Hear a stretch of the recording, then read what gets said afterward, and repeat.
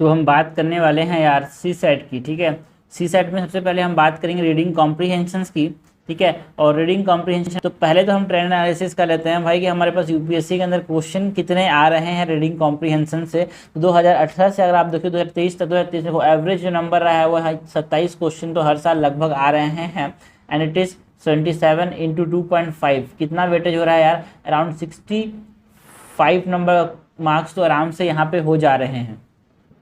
ठीक है, सो आप समझ सकते हो यार, अराउंड 65 नहीं भाई, ये 62.5 तो ऐसे हो जा रहा है, प्लस 5 कितना हो रहा है 67.5।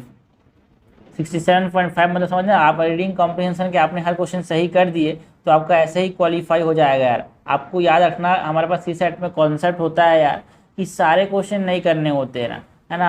आपको हर क्वेश्चन सही नहीं करना, you have to just qualify this range of 66। ठीक है, तो उसके लिए आपको कैसे भी करके आसान आसान क्वेश्चन जो कि कम समय में आसानी से सॉल्व हो जाए वो आपको करने होंगे। और उसमें आपको समझना रीडिंग कॉम्प्रिहेंशन के अंदर आंसर आपके पेपर में ही दिया हुआ है जिसमें से आपको छांटना है। ठीक है, मैथ्स के अंदर रीजनिंग के अंदर आपको सॉल्व करना पड़ेगा जिसमें टाइम लग सकता है, बिकॉज आपको पता होगा कॉन्सेप्ट पता होगा कि नहीं पता कोई गारंटी नहीं है, बट हाँ रीडिंग कॉम्प्रिहेंशन के अंदर चीज़ें वही दी हुई है, उसी से आपको छांट के निकालना है। तो ये ट्रेंड हो गया भाई, नंबर ऑफ क्वेश्चन कौन है ना ईयर में कितने आ रहे हैं भाई, एंड कितने हमारे पास नंबर ऑफ क्वेश्चन तो देख लिया अब हमने। ठीक है, अब हम देखते हैं कि जो नंबर ऑफ क्वेश्चंस है मतलब जो पैसेज है उसमें एक पैसेज देखिए कितने क्वेश्चन आस्क किए जा रहे हैं।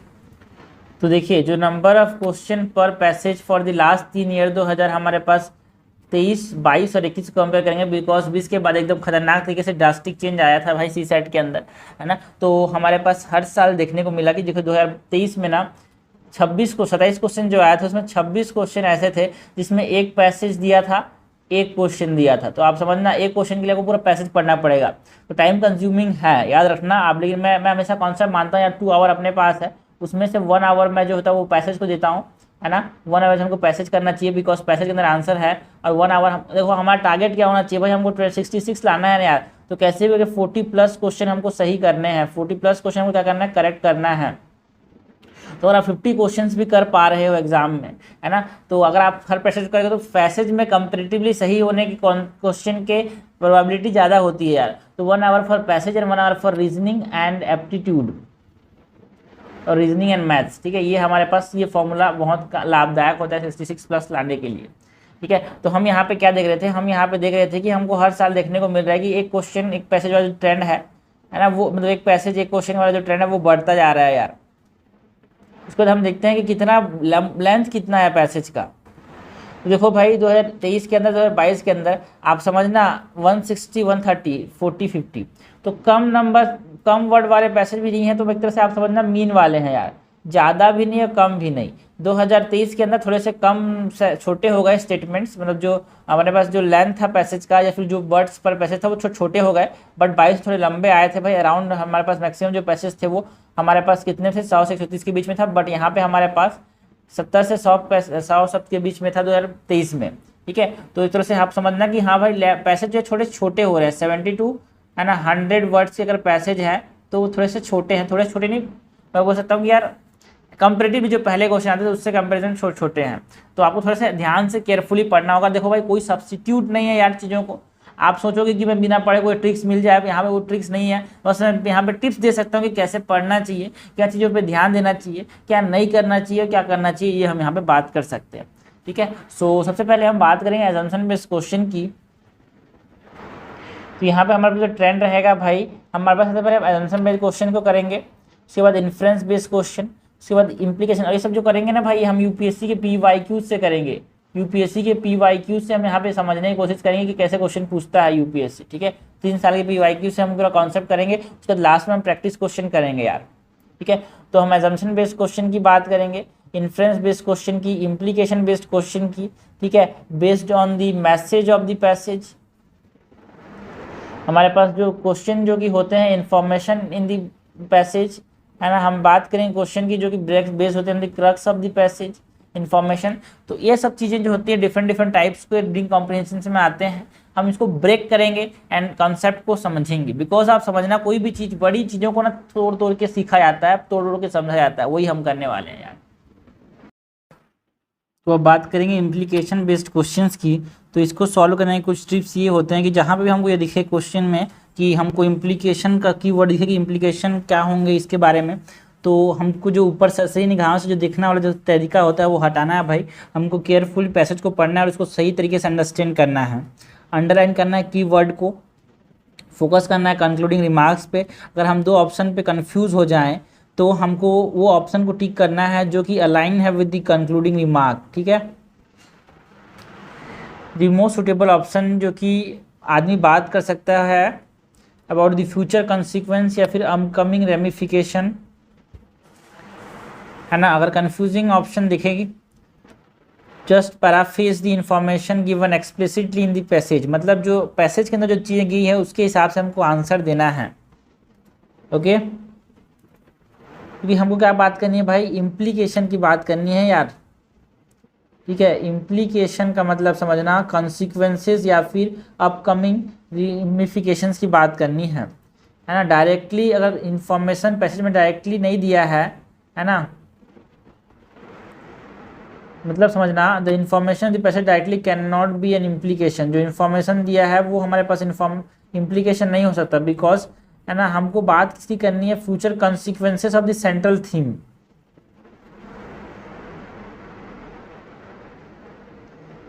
इम्प्लीकेशन का मतलब क्या है, future consequences of the central theme, okay. So पहला पैसेज देखते हैं यार। To tackle the problems of pollution in cities, ये 2023 के CSC में आया था, CSAT में, है ना। So to tackle the problem of pollution in cities, policy maker think that drastic action like temporary use of odd even number scheme for vehicles, odd even number scheme for vehicles, closing schools, factories, construction activities and banning the use of certain types of vehicle are way forward. Even then the air is not clean. Vehicles more than 15-year-old comprise 1% of the total, not comprise 1% of the total, and taking them off the road will not make any difference. Banning certain fuels and car type arbitrary is not proper. Diesel engine produce more PM 2.5 and less CO2 than petrol or CNG engine. On the other hand, both diesel and CNG engine produce more nitrous oxide than petrol engine. No one has measured the amount of NOx, that nitrogen oxide, that CNG engine are emitting. Arbitrary ban on vehicles that have passed mandated fitness test and periodic pollution test are unfair. What is the need is the scientific and reliable information about the source of pollutant on a continuing basis and the technologies that will work to reduce pollution from them, ठीक है। हमको क्या करना है भाई, which one of the following statement best reflect the most logical and rational implication. Implication means future consequences.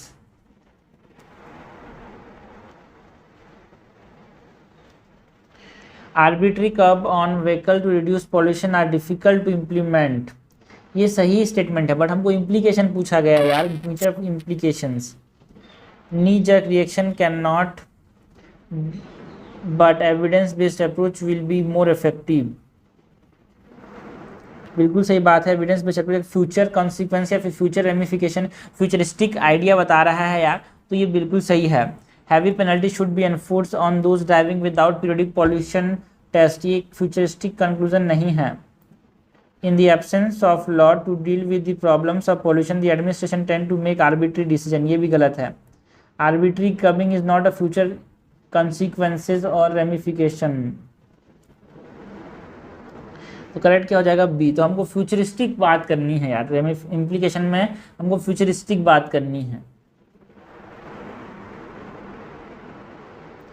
Central idea of the theme को, central idea of the passage को हमको पता करना है, एंड यहाँ पे जो है वो है it is about the conventional approach to curb pollution in favour of scientific inform technologies, है ना, जिससे हमको हेल्प होता है ना, eliminating that it is not line with the central idea. जो कन्वेंशनल अप्रोच है वो काम नहीं आएगा, तो हमको एक फ्यूचरिस्टिक अप्रोच अपनाना पड़ेगा, ये सेंट्रल थीम में मेन बात की गई है। इन्फॉर्मेशन जो दिया है उसी के साथ हमको स्टिक रहना है यार, ठीक है। हमारा खुद का पर्सनल ओपिनियन या फिर जो कॉमन नॉलेज है, जनरल नॉलेज, उस पर हमको आंसर नहीं देना है। स्पेशल अटेंशन देना है व्हाट, है ना, स्पेशल अटेंशन किस पे देना है, when the implication is too narrow and specific, such option में not cater to the central idea of the passage comprehensively, hence option D, मतलब ऑप्शन डी इज इनकरेक्ट क्यों है, because the absence of law to deal with the problem of pollution the administration tend to mark और make arbitrary decision. एक तरह से narrow conclusion है यार, narrow implication है ना। सो इस तरह के आंसर गलत होते हैं, हमको, है ना, उस चीज़ों से दूर रहना है। The majority of people who fail to accumulate money sufficient for their needs are generally easily influenced by the opinions of other. They permit the newspaper and the gossiping neighbors to do their thinking for them.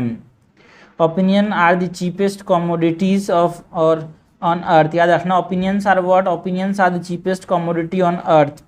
Everyone has a folk of opinion ready to be wished upon by anyone who will accept them. If you are influenced by opinions when you reach decision, you will not succeed in any undertaking.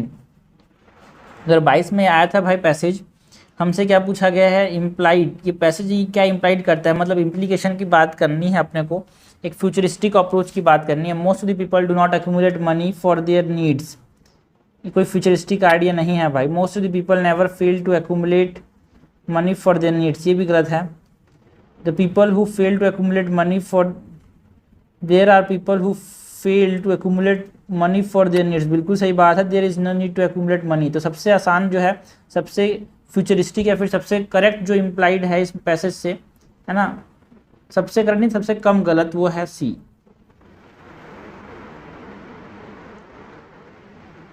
यहाँ पे special attention देना है उन words यहाँ पे most, majority and none, ये extreme statements होते हैं, they have lower chances of being correct, ठीक है, इसीलिए हमने इसको हटा दिया। Most most most most most, no need extreme word.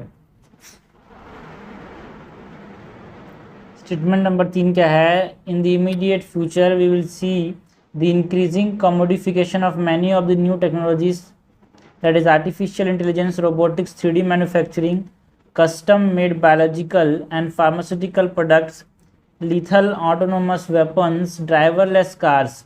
This will pose conundrum, the moral question of how a driverless car will decide between hitting a jaywalker and swerving and damaging the car has often been debated.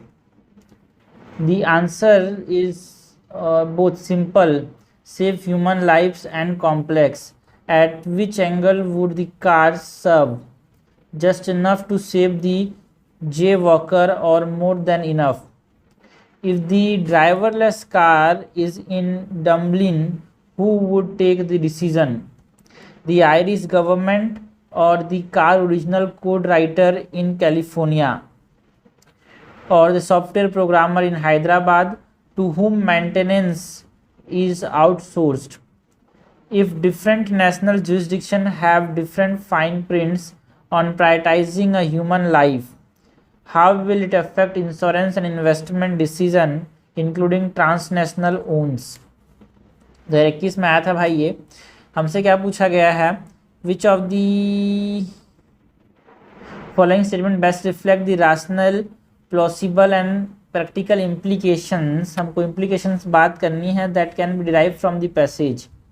To much globalisation is not in the best interest of any country. तो ये जो question है भाई, कहीं भी globalisation की बात की जा रही है क्या? ना भाई ना। So first is incorrect. Modern technologies are increasingly blurring the economic border, बिल्कुल सही बात है यार, इकोनॉमिक बॉर्डर से बहुत दूर जा रहे हैं, ये सब जगह चले जा रहे हैं। Innovation and capital have impinged on domains of state, बिल्कुल सही बात है, जो इनोवेशन है या फिर कैपिटल है, डोमेन जो है स्टेट का, उससे भी चले दूर जा चुके हैं ये। Public policy of every country, extreme word, should focus on developing its own supply chain. Extreme word को तो हटा दिया जाए।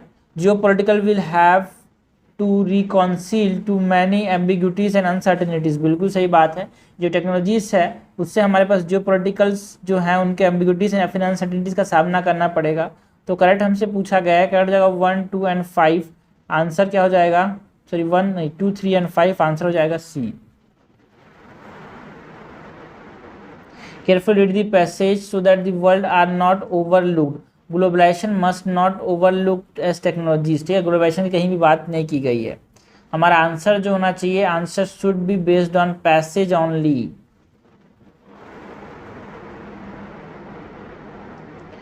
The resolution of bankruptcy cases of Indian banks under the Insolvency and Bankruptcy Code should help bringing the non-performing asset situation under some control.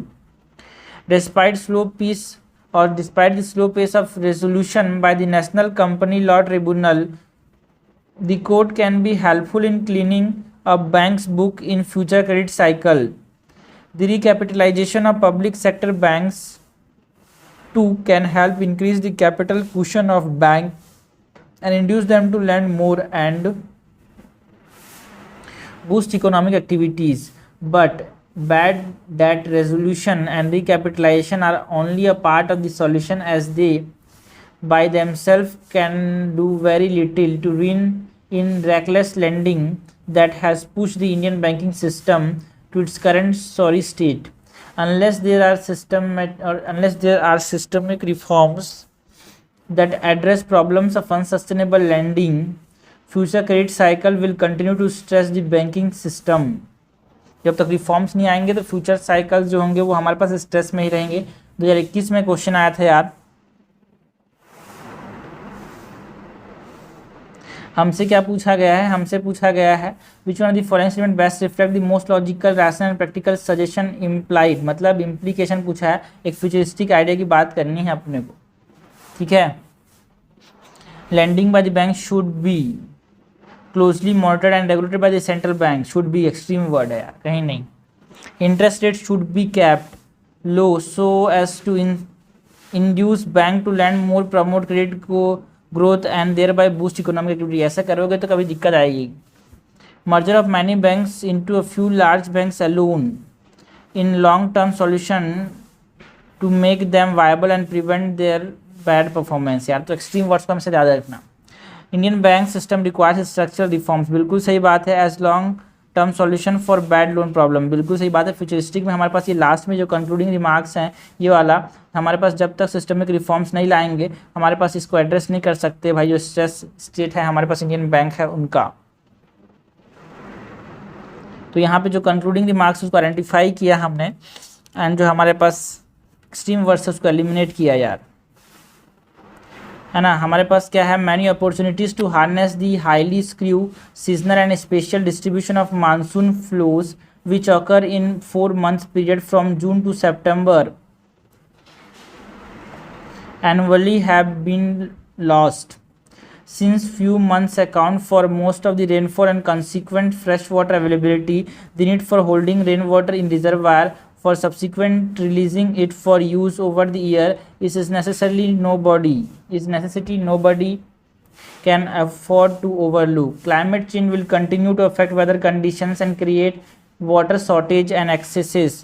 While millions suffer from drought and floods, water in the country, many rivers flow unutilized and are discharged into sea every year. हमसे क्या पूछा गया है, with reference to the above passage which of the following could be the most logical और most rational and practical implication for India. Futuristic outlook के बारे में बताना है, ओके।